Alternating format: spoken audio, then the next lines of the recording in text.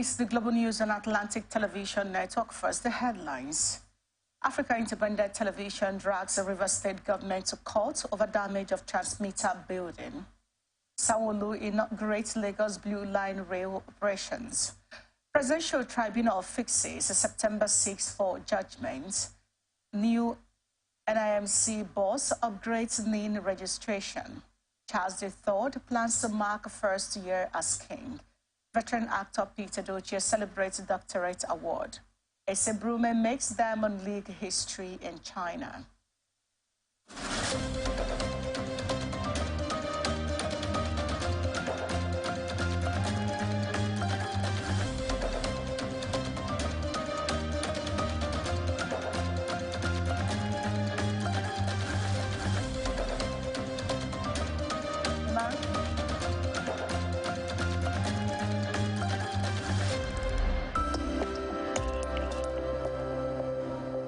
Thank you for staying with us on the Global News tonight on Atlantic Television Network.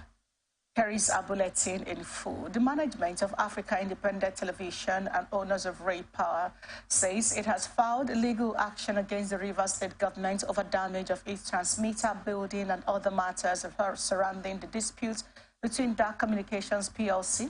It regretted the unfortunate incident of recent events that have occurred regarding the operations of Dark Communications PLC in Rivers State on the 4th of September 2023 at approximately 10 a.m. when the Rivers State government accompanied the federal security agencies carried out operations which resulted in the collapse of the transmission mast for AIT and Ray Power in Port Harcourt, adding that the collapse resulted in the damage of the transmitter building and the antennas, causing AIT and Ray Power terrestrial transmission to be off air.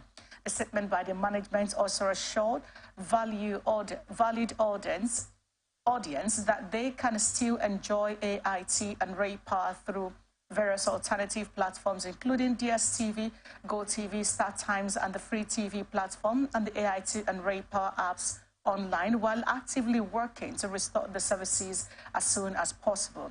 It is important to note that the matter surrounding the dispute between Dark Communications PLC and the Rivers State government is currently being deliberated in court and will be sub judice, to say more at this time. They also stressed that it will keep the public informed of any updates. The management further expressed gratitude to well-meaning Nigerians, media organizations and corporate interests and political stakeholders who have extended their sympathy and support to the board and management of Dark Communications PLC during this challenging and rather unfortunate period, while appreciating continued understanding and assure everyone that, despite the setbacks, they will remain committed to delivering quality media services. Broadcasting Organization of Nigeria has described the wanton destruction of the multi-billion naira equipment of Dark Communications PLC, owners of Africa Independent Television, situated in Port Harcourt by the Rivers State government, as an act of executive lawlessness, flagrant violation of rule of law, and aberration of democratic principles.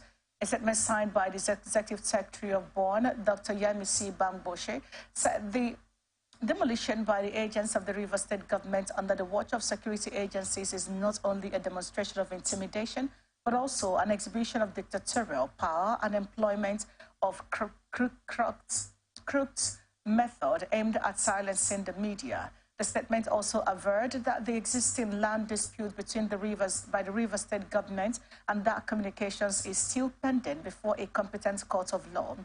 BORN called on the federal government to wade into the matter of the deliberate violation of the rule of law by the branches of government using the federal government apparatus to intimidate the media and the tendency of disregarding the order of the court of the land in Nigeria.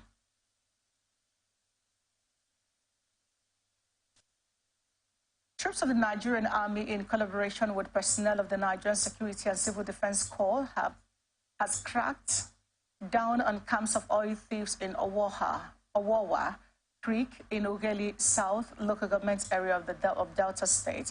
Brigadier General Onyema Nwachukwu, Director, Army Public Relations, said in a statement that the troops discovered 12 active illegal refining sites, 60 crude oil cooking ovens, 40 reservoirs, 6 wooden boats laden with stolen crude, and 470 sacks of illegally refined automotive gas oil, popularly known as AGO, concealed in the camps. The troops also intercepted a vehicle conveying 25 polythene bags of suspected illegally refined AGO in Obudu community in Udu local government area of Delta State. According to the statement, troops of 3 battalion intercepted 2 wooden boats laden with stolen crude in Teskelewu, Warri North local government area of Delta State. The statement added that the troops arrested 2 suspects in connection with the crime, while both suspects and the illegal product have been handed over to NSCDC personnel attached to Tantita Security Services for further action.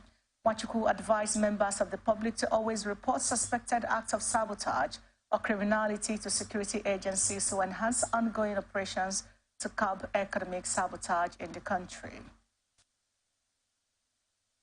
The Edo State Governor, Godwin Obaseki, has expressed satisfaction with the performance of the People's Democratic Party in Saturday's local government election shows the party's dominance, noting that the outcome of the election is a reflection of the wish of the majority of Edo people.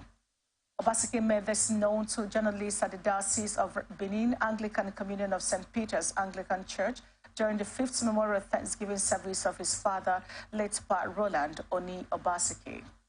The governor, who was in the company of the secretary to Edo State Government, Osarodion Ogie Esquire, and Oredo Local Government Chairman, Dr. Tom Obaseki, and other top government functionaries applauded the people of the state as there was no violence recorded during the electioneering process. We're reacting to the development on Atlantic Television Network Open Conversation. A political analyst, Vincent Wali, questioned the credibility of the electoral process in the local government elections where other political parties were seen to have been disenfranchised. Political balance now. If I win you, we go to court. Yeah. So we go to court. You know, so that is where to boil down to, that they should go to court.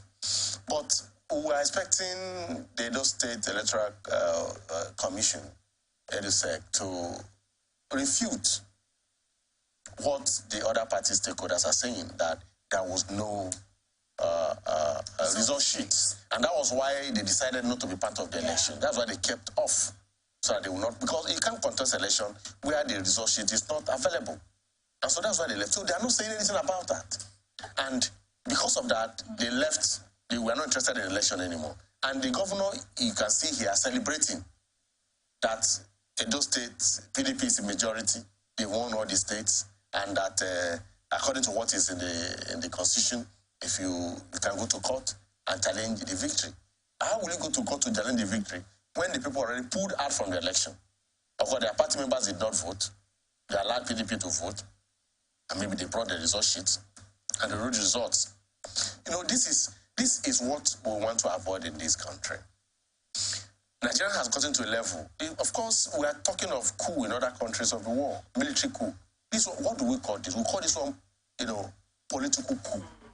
Professor Welly also condemned the electoral process in the local government elections, citing it as a democratic coup. And so you are taking power from the people, using democratic coup to take power from the people. You have disenfranchised other people because you made them, you know, to be disenchanted with the process of the election. And if I want to do an election, I want to see where I'm going to record the election I'm going to take. And that also goes to show that if they observe that there were no result sheets, they would have gone to vote so that they can have an evidence of the number of votes, so that they can have something to show in the court of law. Even if they go to court now to challenge that result, they will ask them, where is your vote? And so you are taking power from the people. The Anambra State arrested a 4-man burglary gang of thieves that targets commercial shops and recovered goods worth millions of naira. Acting on a tip offer received on 30th August 2023, the police stormed the hideout of the gang and cordoned it off to prevent escape of any of the gang members. The police said the 4 suspects, of all of them from Ebonyi State, were arrested, while the following items were recovered from them, including 2 ladies' motorcycles, 2 big generators, 1 wheelbarrow, 1 deep freezer, 3 bags of rice, and 2 large iron cutters. According to the spokesperson of the command, the DSP Tochukwu Ikenga, on interrogation, suspects confessed to have broken into a store at Nanka in Orumba, not local government area of the state, to steal the recovered items. The Commissioner of Police, CP Aderemi Adeoye, who commended the newly posted DPO in Ogidi CSP Uche Oyinaya for hitting the ground running, having earlier arrested and recovered a Beretta pistol from the cultists, asked the personnel not to relent in their pursuit of criminal elements. He has directed that investigation be extended to Nanka to locate owner of the store and motor licensing office for records of owners of the motorcycles with a view to returning the recovered items to the rightful owners on bond, while suspects are to be arraigned in court as soon as investigation is concluded. Civil society organizations in Enugu Good Governance Group, E3G, has commended the Governor of Enugu State, Dr. Peter Mba, on the successful hosting of the inaugural Enugu State Investment and Economic Growth Stakeholders Roundtable, saying it was an indication that the state was on course to a $30 billion economy in the next 4 to 8 years. The governor, who described it as one of the roundtables in preparation for the first fully transactional Enugu State Diaspora and Investment Summit scheduled for April 2024, held in Enugu at the weekend, drawing participants from the diplomatic community, major development financiers and partners, domestic financial institutions, as well as domestic and international investors, among others. Notable among the participants were the British Deputy High Commissioner to Nigeria, Johnny Baxton, a World Bank Nigeria Country Director to Nigeria, Shubham Chaudhry, the Regional Chief Operating Officer, African Export-Import Bank, Eric Itong, Chief Economist and Vice President of the African Development Bank, Kevin Urama, Deputy Director of Investment, United Kingdom Department for Business and Trade, Morayo Adekunle, and Chief Executive Officer, Infrastructure, Credit Guarantee Company, Chinua Azubike. While praising the initiative, the Enugu Good Governance Group, in a statement by its national coordinator, Comrade Odinaka Okechukwu, said Dr. Mba was walking the talk on making Enugu State the preferred destination for investment, business, tourism, and living. He equally expressed delight at the nature of the projects and investment opportunities being promoted by the state government, describing them as people-oriented. The Lagos Rail Mass Transit Blue Line system has begun its long-awaited commercial operations. The Lagos State Governor, Mr. Babajide Sanwo-Olu, has become the first passenger to ride on the train during its inaugural ride as operations began on Monday. The governor boarded the train from the Marina Terminal en route Mile 2. The Managing Director, Lagos Metropolitan Area Transport Authority, Mrs. Abimbola Akinajo, announced that the Lagos Blue Line Rail would commence commercial operations on Monday, September 4. Akinajo conducted Governor Sanwo-Olu to be the first passenger during the inaugural ride on the train. Kogi State Police Command has assured it will create a level playing ground for all political parties taking part in the November 11 governorship election. The command also denied knowledge of any planned attack on the governorship candidate of the Social Democratic Party, Muri Ajaka, describing such as fake incendiary, perfidious, malicious, and misleading. A statement issued by the command's public relations officer, SP William Aya, said the planned attack is fake, incendiary, perfidious, malicious, and misleading. Allegations are credited to Farouk Adejo Audu, Director of Communications, Motala Yakubu Ajaka, gubernatorial campaign organization, to the effect that the Commissioner of Police, Bertrand Anoha, is alleged to have planned the attack on Ajaka supporters in Kogi LGA.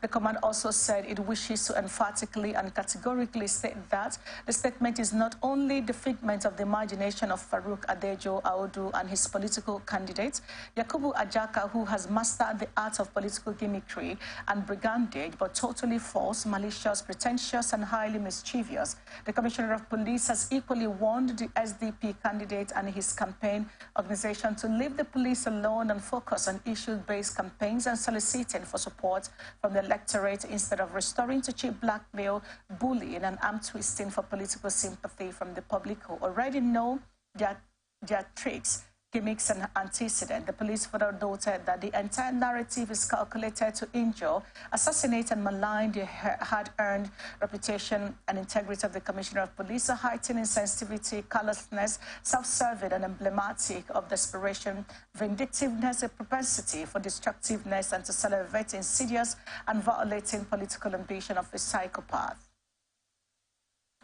Nigeria's Security and Civil Defense Corps of the FCT Command says it has arrested 3 suspected vandals and cable thieves for unlawful possession of communication cables.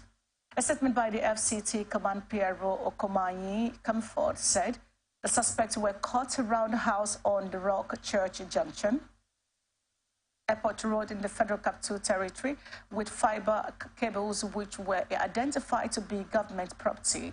The statement also said the suspects were arrested by the NSCDC FCT Command Patrol Team following intelligence reports that some criminals disguised as engineers pretending to be involved in cable works with the aim of vandalizing and cutting cables away. The FCT Commandant Olushola Odumoshu, who expressed disgust at the level of vandalism and destruction of infrastructure in the FCT, vows to launch a more intensified onslaught against criminals and vandals defacing the capital territory, adding that the command is working in synergy and collaboration with other security agencies within the FCT and collectively with the duty of responsibility to sanitize the federal capital territory by restoring peace and ensuring adequate security.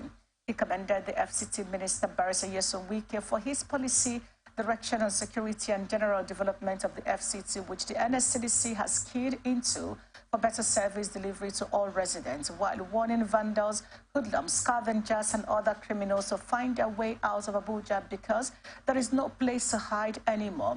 Odumoshu maintained that all infrastructural amenities in the FCT will be adequately protected as its officers and men are on the ground to provide 24-hour surveillance and security. Police command in Kaduna State says its operatives have freed 3 kidnapped victims at Kuriga, Wusa area of Zaria local government area. The command's Deputy Public Relations Officer, ASP Monsieur Hassan, who confirmed this in a statement issued in Kaduna State, said police operatives carried out the operation at the weekend. According to him, the success was achieved from an aggressive patrol along Galadimawa of Giwa LGA while working on credible information. This is coming after the Division of Police Officer in Kidandan and local vigilante groups moved into the forest, which forced the kidnappers to abandon the victims and escape into the bush. He explained that the kidnapping was suspected to have been masterminded by the loyalists of the notorious bandit late Issa Danwasa, a native of Zaria, adding that the rescued victims were all from Kurega, Wusasa, and had been reunited with their families. Mansur said the Commissioner of Police Kaduna State, Mr. Musa Gariba, has appealed to the general public to always be alert to their responsibilities of giving credible information to the police, adding that the command was proactive and working tirelessly at all times to protect the lives and property of the residents of Kaduna State. Kaduna State Governor Uba Sani has ordered the investigation of the wicked and barbaric killing of worshippers in a mosque in Ikara local government area by bandits. A statement by Governor Sani's Chief Press Secretary Muhammad Shehu in Kaduna State said the governor has directed security agencies to thoroughly investigate the incident and go after the perpetrators and promise to go to any length within the law to bring the Ikara bandits to book. He said he would not rest until peace and stability were restored to every part of Kaduna State, while stating safety and security as top priority to maintain peace and stability in the state and encourage the public to remain calm and vigilant. This is coming after bandits had earlier in the month attacked a mosque while worshippers were praying and killed 5 persons and 2 others nearby. The Kaduna State Governor, Senator Sani, has flagged off the training of 7,000 recruits from the Kaduna Vigilance Service to complement the efforts of other security agencies to tackle kidnapping, armed robbery, and other related crimes in the state. The governor added that the recruits being trained at the Police College, Kaduna, and the state capital were drawn from the 23 local government areas of the state. Speaking at the event, Sani said the recruits, after their intensive and vigorous training, would complement the efforts of security agencies and rid the state of crimes, adding that the recruitment became necessary because of the shortfall of regular security agencies in the battle to tackle security challenges across the state. He also said the Kaduna Vigilance Service is a complementary security outfit, adding that it will assist the security agencies with actionable intelligence with its knowledge of the local environment that will make bandits to have no hiding place. Governor Oba further said the commencement of the training is a major step towards fulfilling our promise to the good people of Kaduna State that will be committed to strengthening the manpower and overall operational capacity of CATVIS, adding that since its establishment, CATVIS has been working with security agencies to degrade criminal elements. Police in Bauchi State says it has gone down scores of kidnappers and rescue abductees in Bauchi Forest. This is coming after the police operatives bust into suspected kidnappers' enclaves and gunned down scores, with several others injured in Bura Forest, Ningi local government area of Bauchi State. A statement by the police public relations officer Ahmed Mohammed Wakil said, on sighting the team of combined operatives, the kidnappers started firing at the operatives, and in response, the operatives repelled the kidnappers with superior firepower, which lasted for about 2 hours, adding that as a result, 16 kidnapped victims were rescued, out of which 5 kidnapped victims sustained various degrees of injuries, while the remaining 11 were rescued unhurt. The statement further said the successful operation led to the killing of so many kidnappers and bandits as a result of the exchange of heavy gunfire, while efforts are being intensified to arrest and prosecute the fleeing suspect with possible bullet wounds unfailingly. Reacting to the development, the Commissioner of Police Bauchi State Command, CP Awal Musa Mohammed, has urged members of the public to immediately report any suspicious person with a suspected bullet wound visiting any medical care centers to the nearest police station or call police emergency and toll number 0815 184 4917. Nigerian Medical Association has urged state and federal government to activate emergency preparedness against the impending flood. The president of NMA, Dr. Uche Ojinma, who disclosed this at the end of the association's National Executive Council meeting held in Owerri on the theme of this year's National Executive Council meeting, Healthcare System in a Depressed Economy, said that some states are likely to be flooded following the release of water from the Lagdon Dam in Cameroon. The states include Adamawa, Taraba, Benue, Nasarawa, Kogi, and Anambra states, warning that those in flood-prone areas should be proactive, clean their drainages, and remove barricades on floodplains, while pleading with government at all levels to assist these our fellow citizens in relocating. He also called on the state and federal government to quickly roll out palliative for Nigerians to cushion the harsh effects of ravaging inflation with the attendant high flood prices. He has added that the country's economic base, which he claimed was not strong enough to withstand capital flight, was fanning the embers of medical brain drain. Ojima commended President Bola Tinubu for the huge confidence he has reposed in the medical profession by populating his Federal Executive Council with medical professionals, and also congratulated all doctors appointed in the Federal Executive Council and all officers in appointive positions, especially the Minister of Health, Professor Mohammed Patey, and the Minister of State for Health. The NMA president expressed confidence that the association ambassadors at the Federal Executive Council will excel, while calling on other healthcare professionals to shoot their swords, saying that the association under his leadership was keen in building a progressive consensus for a better health sector. Police Service Commission has advised security operatives to pledge support for the fight against insurgency and improve on the security architecture of innovative development programs to restore peace in the society. Commission's Chairman Dr. Solomon Arase, who disclosed this while receiving Ms. MacLeod of the Lake Chad Support Framework, lamented that the problem of counterinsurgency mission in Nigeria was lack of interagency collaboration and intelligence sharing between the security agencies to reposition the Commission for optimal functionality. A statement by the head of press and public relations, Ikechukwu Ani, noted that police officers were trained to secure crime scenes, gather evidence, and prosecute criminals, which is different from the standard operating procedures for the military, and advised the federal government should reduce the military component of the war against insurgency and allow the police as well as the lead agency in internal security to lead the battle. He noted that the police are properly trained for internal security and leading the battle will curb the activities of terrorists in the Northeast, and remarked that more convictions of these criminals in the Northeast would serve as a deterrent to others and eventually reduce the spate of crime and criminality in the region. Dr. Arase also expressed discomfort with the practice where arrested bandits are released and reintegrated into the society without proper profiling, while observing that most of them eventually returns to the crime, creating more harm for the region. The federal government says it is desperately making efforts to stop the proposed two-day warning strike being organized by the Nigerian Labour Congress over the worsening economic situation in the country. Minister of Labour and Employment, Right Honourable Simon Lalong, has summoned meetings involving all relevant stakeholders, including the leadership of NLC, to a negotiation table meeting in Abuja, while appealing to the organized labor to shut their strike in the interest of Nigerians in order to allow all stakeholders to work towards amicable resolution of the contending issues on ground.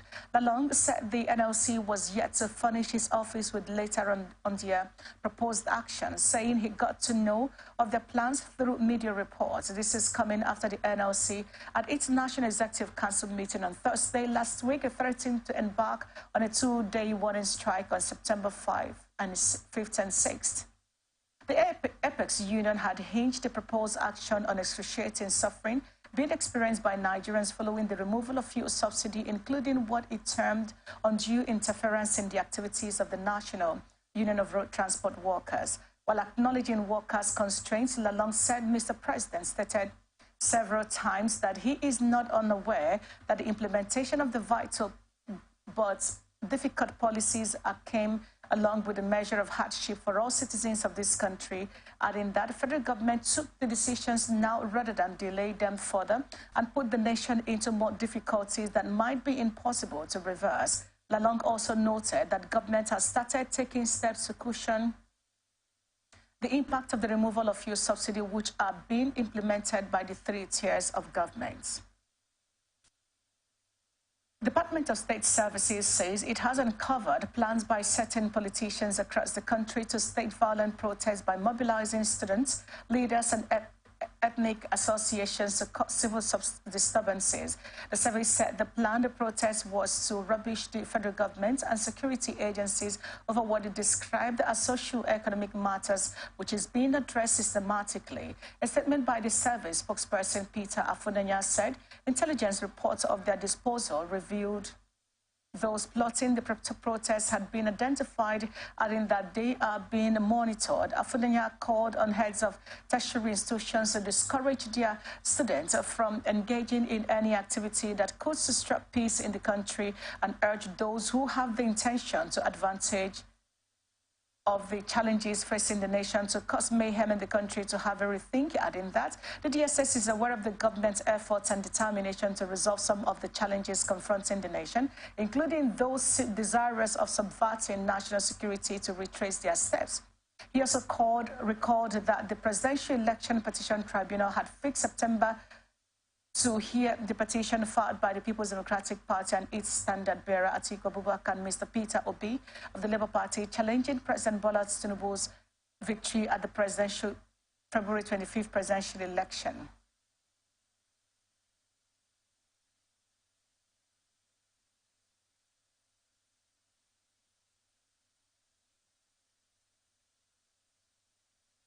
The The federal government says it is taking strategic steps to end inhuman treatment aimed at rooting out torture in the country.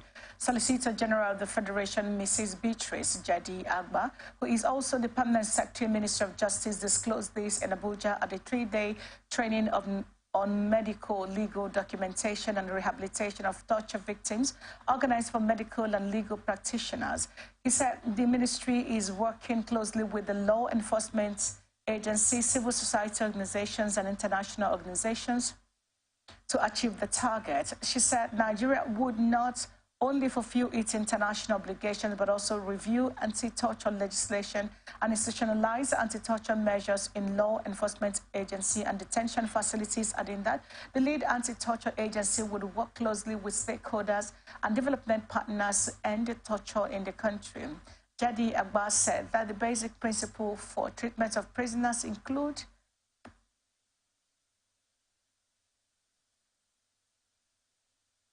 required all prisoners to be treated with respect due and dignity, as well as valued as human beings, stressing that these principles have been codified in the Nigerian Constitution, which prohibits cruel, inhumane and degrading treatment of persons. The Solicitor General discovered that Nigeria was signatory to various international treaties and conventions, such as the Universal Declaration of Human Rights, International Covenant on Economic, Social and Cultural Rights, adding that the International Covenant on Civil and Political Rights and the United Nations Convention Against Torture, all of which guarantee the human rights of citizens, including those in detention. National Agency for Food and Drug Administration and Control has raised alarm over the spreading of poisonous drugs sold in open market that are dangerous to human health. NAFDAC Director General Professor Mojishola Adeyeye, who gave the warning at the North Central Media Sensitization Workshop on the dangers of drug hawking and ripening of fruit with calcium carbide in Lafia, and represented by Dr. Leonard Omokbariola, who said that ripening of fruit with calcium carbide is poisonous and dangerous to the health of consumers. He said the menace of drug hawking poses serious challenge to healthcare delivery system in the country, and this underscored NAFDAC's resolute determination to totally eradicate the illicit trade, while warning merchants of death who expose essential and life-saving medicines to the vagaries of inclement weather, which degrade the active ingredients of medicine and truth and turn them to poisons, thus endangering human lives. The NAFDAC boss said the drug hawkers are also major distributors and suppliers of narcotic medicines to criminal networks such as bandits, insurgents, kidnappers, and armed robbers, adding that drug hawkers constitute a serious threat and should be tackled to curtail insecurity in the country. She further said that drugs are sensitive, life-saving commodities which should not be sold on the street, motor parks, or open markets like any other items, while stressing the need for people to use natural method of ripening mature fruits, such as the use of the paper bags of flour, rice, decomposing apple, and banana peels. The NAFDAC boss further warned that the agency would prosecute any drug hawker or personnel caught using calcium carbide to ripen fruits. You're watching the Global News on Atlantic Television Network. We will be back after the break.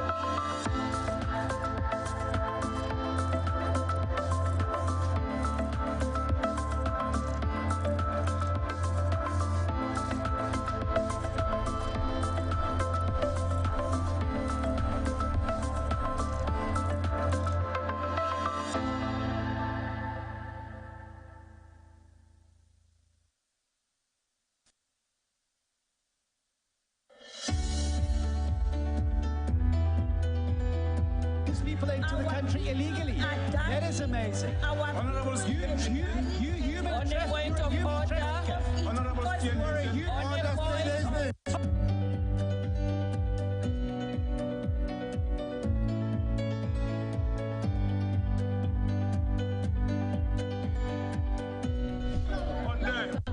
They are not picking our calls. They made up their minds.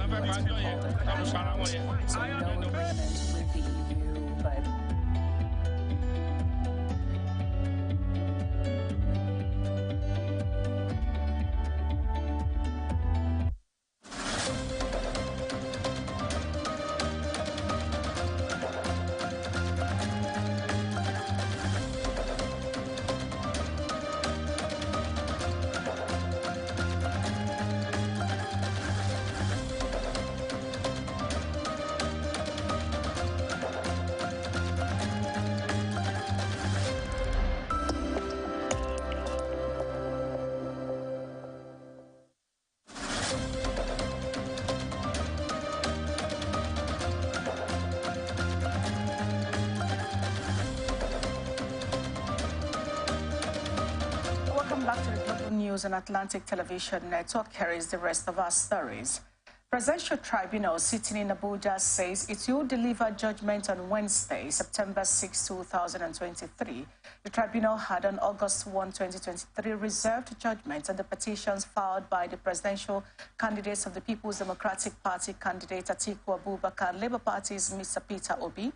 The tribunal reserved judgment on the petitions after adopting the party's final written addresses. The petitioners, Atiku and Obi, are challenging the declaration of President Bola Tinubu as the winner of the February 25th election.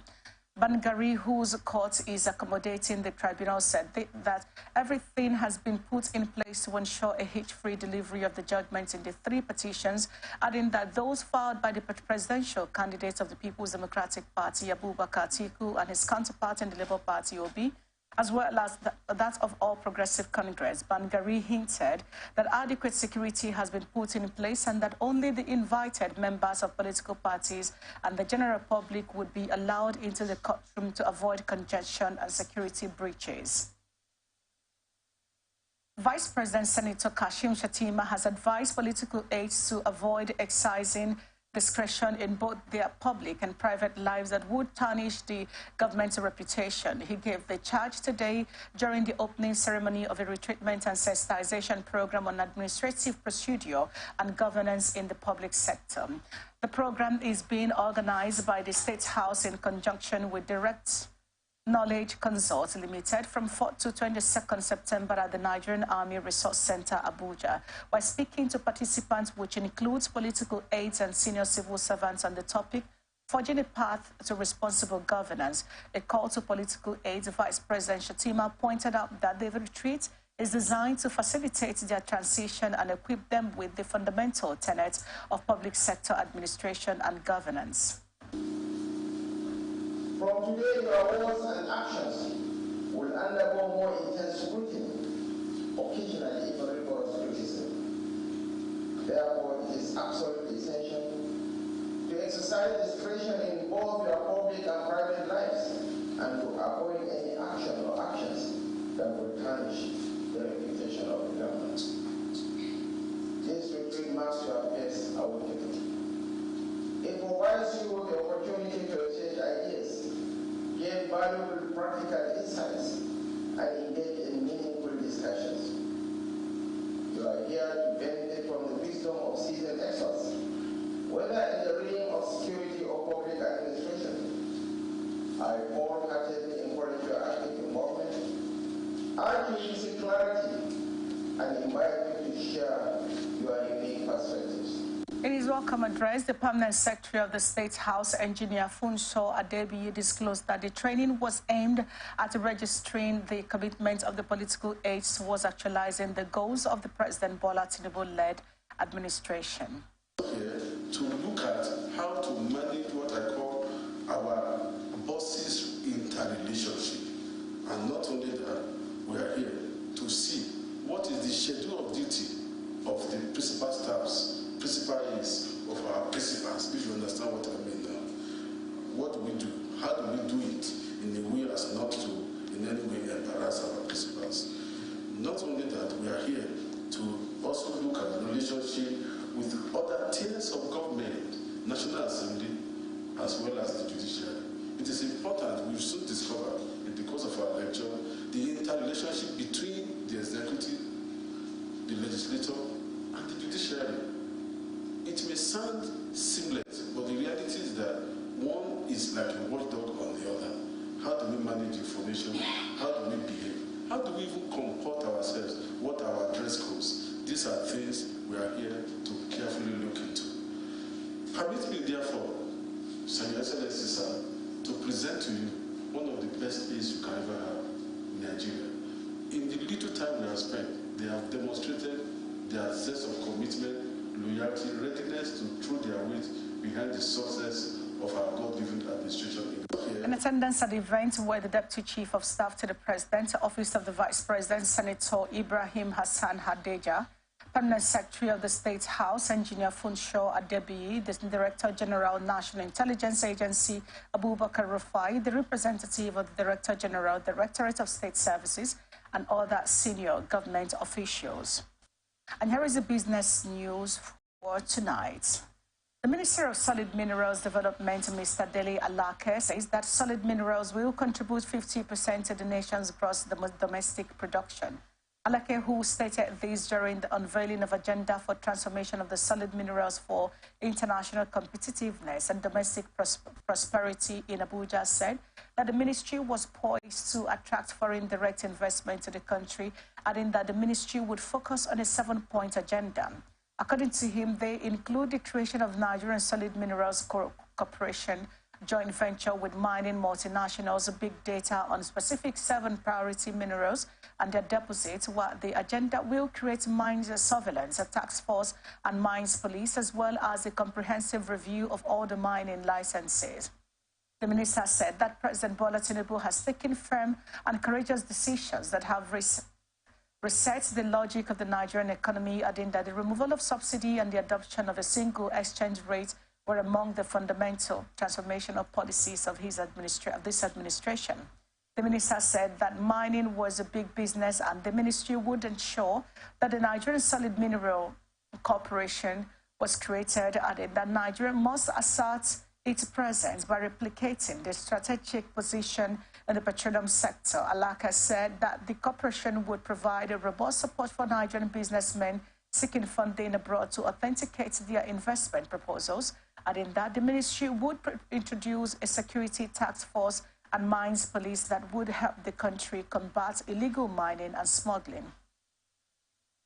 Alaka said that the new Mines Surveillance and Security Task Force would coordinate the mines police and proactively address high-risk incidences of breach of mining laws, while the federal and state governments would be encouraged to allocate the prosecution of cases against illegal miners to competent courts, stressing that the ministry would ensure that some inefficient areas such as geodata weak, implementation and enforcement of poor environmental, safety, health policies, among others, were effectively addressed.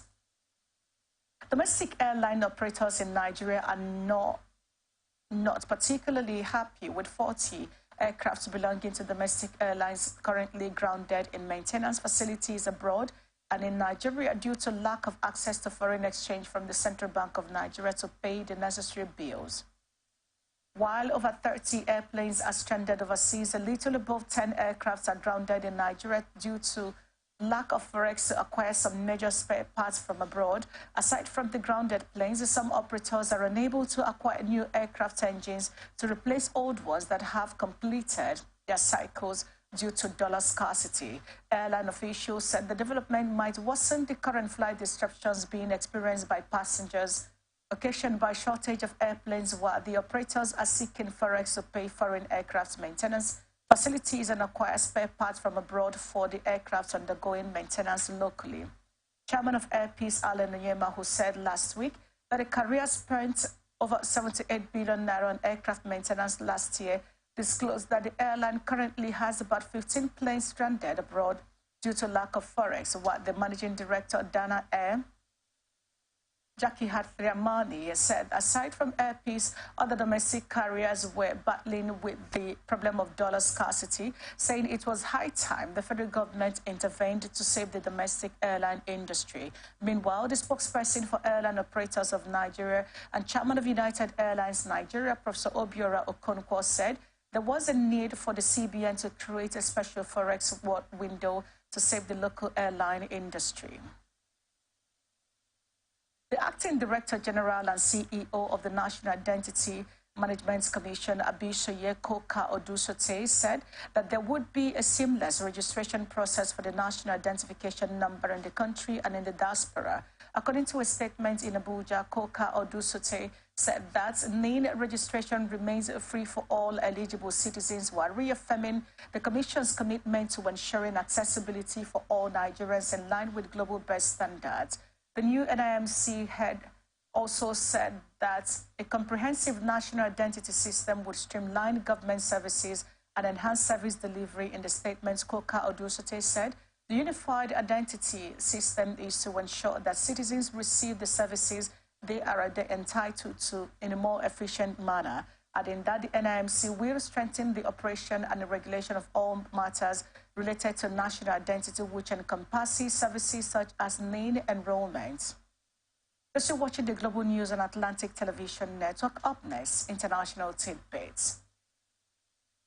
Gabonese General Brice Oligui Nguema has led a coup to end the 55 years of rule by the Bongo dynasty. Brice Nguema has been sworn in as interim president. He swore before God and the Gabonese people to faithfully preserve the Republican regime and also pledged to hold elections after a still unspecified transition period. United Nations Children's Fund and the United Nations World Food Program known as UNICEF WFP say 1 million children in Mali are at risk of acute malnutrition by the end of 2023. According to the agencies, the ongoing conflict and lack of humanitarian access are weakening already vulnerable communities. A combination of protracted armed conflict, internal displacement, and restricted humanitarian access risk pushing nearly 1 million children under the age of 5 in Mali into acute malnutrition by December 2023, with at least 200,000 at risk of dying of hunger if life-saving and aid fails to reach them. They explained that almost a quarter of Mali's population suffers from moderate or acute food insecurity, while for the first time ever in the country, over 2,500 people are at risk of famine in the crisis-affected region of Meneka, many of them children. The warning comes as senior humanitarian officials from the UNICEF and WFP visited the country this week to reiterate the support from both agencies to Mali's people in cooperation with local authorities and humanitarian counterparts. This is coming following a report that Mali is going through a complex humanitarian crisis and needs urgent support to avert a disaster for children who are again paying the highest price for a crisis not of their making.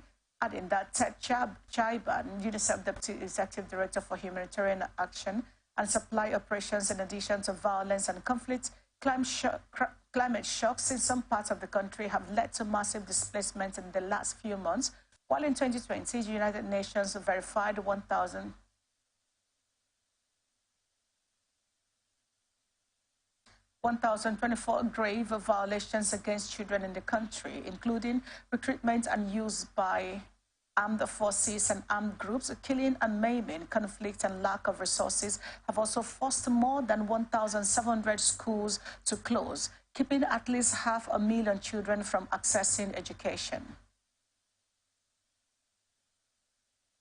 Pakistan Navy helicopter has incidentally crashed during a routine training flight in southwest Pakistan and killed all 3 crew members on board. The Navy said the crash of Sea King helicopter in Wada took place at a coastal town in southwestern Balochistan province and was caused by a technical problem. It provided no further details, saying an investigation into the crash has been launched. A video reportedly of the crash posted on social media showed the helicopter turning while apparently trying to regain control and then breaking apart and plunging to the ground. While eyewitnesses said crashes during training missions are fairly common in Pakistan, authorities rarely release details of military training crashes, and investigation reports are also not public. Recalling that in September 2022, an army helicopter crashed during an overnight mission in Balochistan, killing all 6 military personnel on board.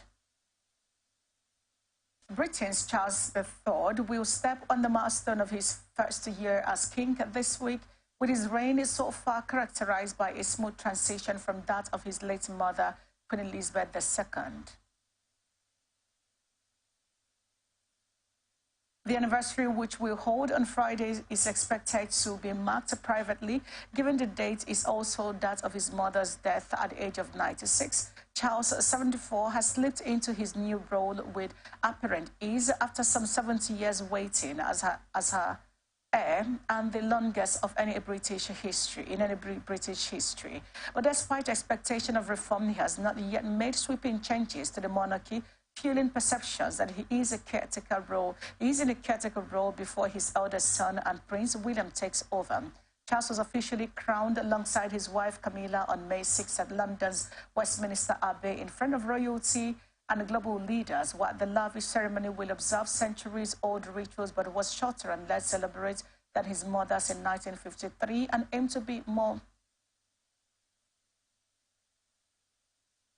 representative of modern Britain. Charles remains behind his late mother and 41-year-old William in the popularity stakes, but his approval rating has received a significant boost since his ascension, and he has often been greeted on his tours by anti-monarchy banners and slogans, and even he's had eggs thrown in his direction.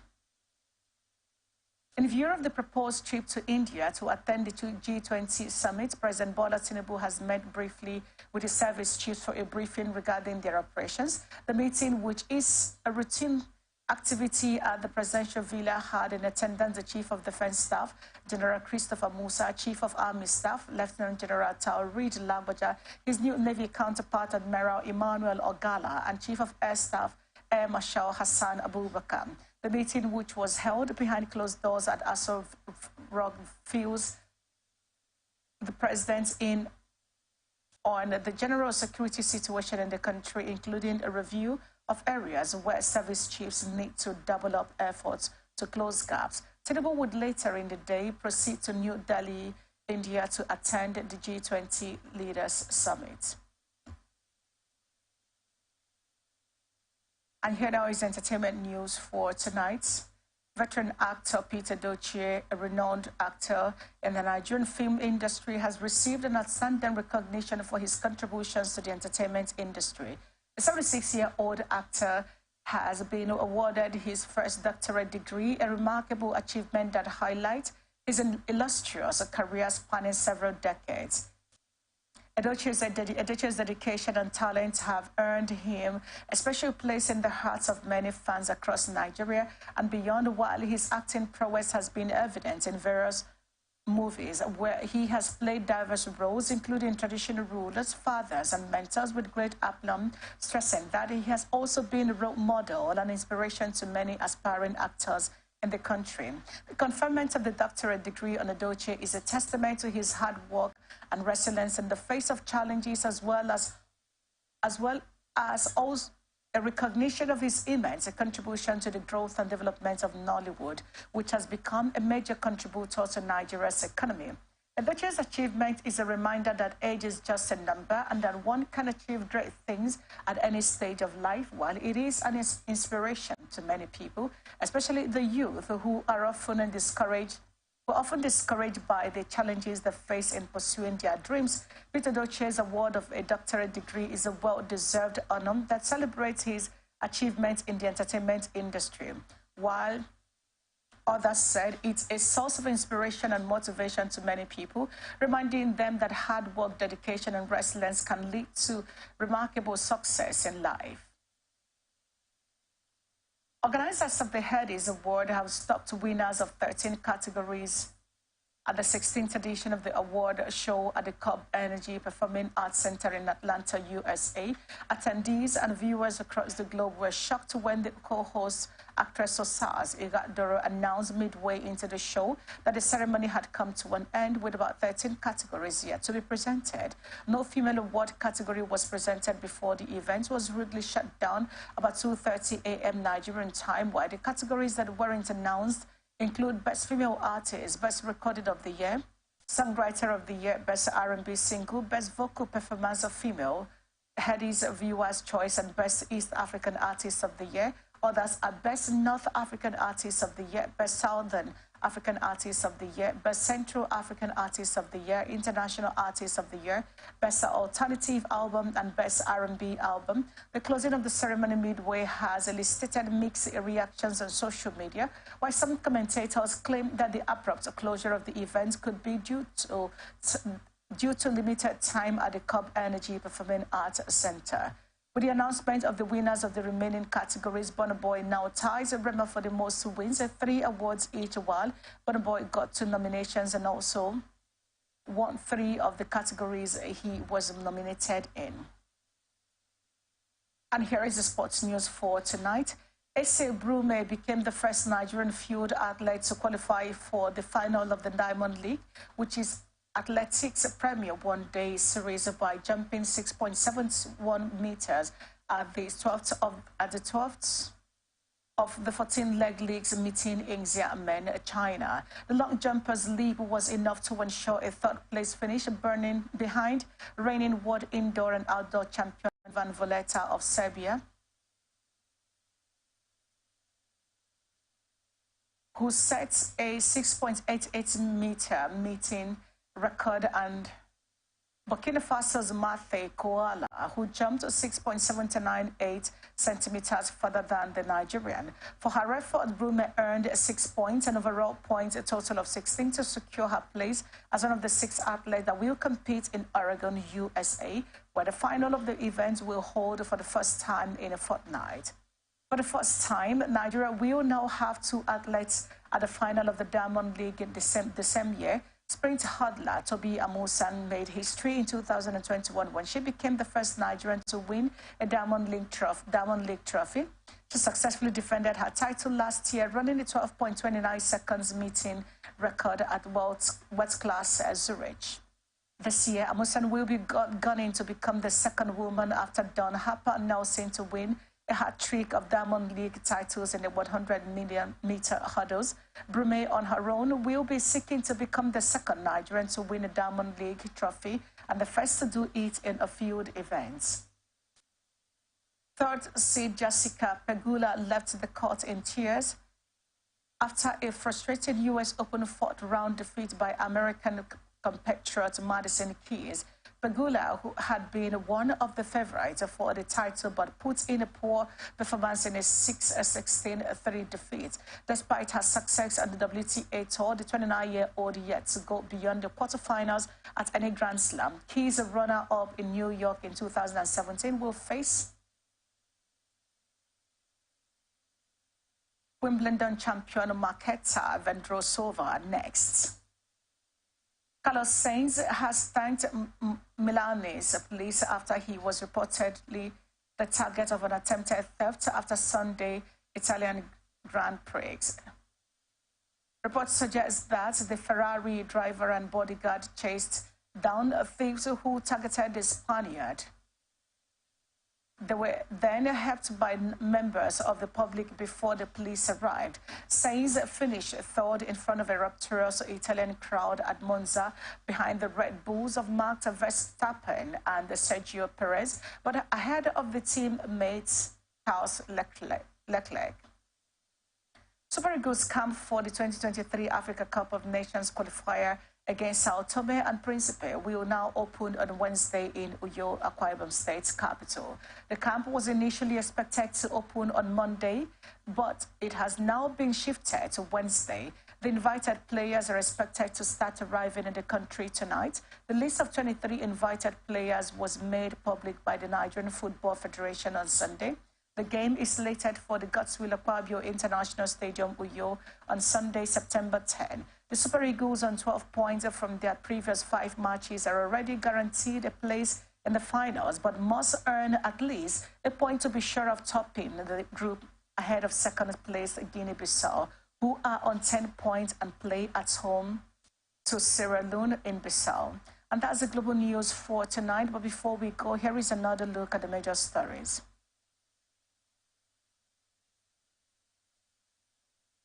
AIT drags River State government to court over damage of transmitter building. Sanwo-Olu inaugurates Lagos Blue Line rail operations.